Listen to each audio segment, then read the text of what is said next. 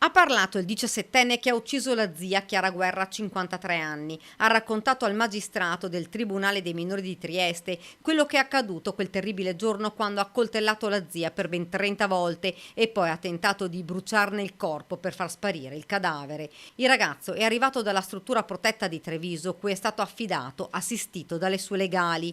Alle 12:10 è iniziata l'udienza di convalida del fermo. Sull'avambraccio destro portava un gesso, conseguenza di un ferimento la cui causa è in fase di accertamento perché potrebbe essere collegata al delitto. L'udienza si è conclusa dopo oltre un'ora e mezza. Sui contenuti delle sue dichiarazioni c'è il massimo riservo. Il 17enne deve rispondere di omicidio volontario e occultamento di cadavere.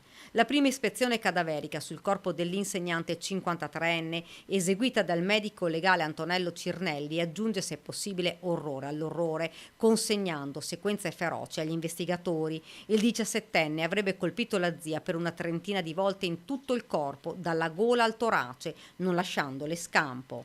Dopo aver tentato maldestramente di dare fuoco al cadavere, lo ha coperto con un telo e caricato sulla carriola. Lui, esperto in giardinaggio, sapeva come fare.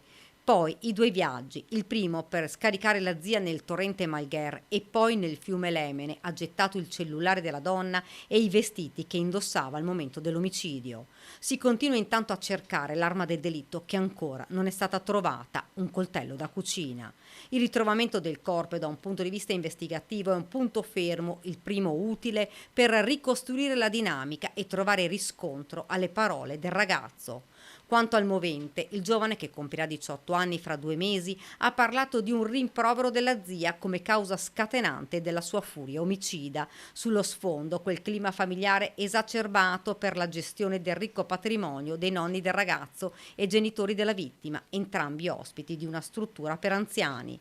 Da un lato le indagini, dall'altro le inquietudini di un'intera comunità con il comune di San Stino che ha attivato con l'ULS 4 una task force psicologica per sostenere principalmente gli alunni e i colleghi di Chiara in questi giorni impegnati con gli esami e gli scrutini di terza media.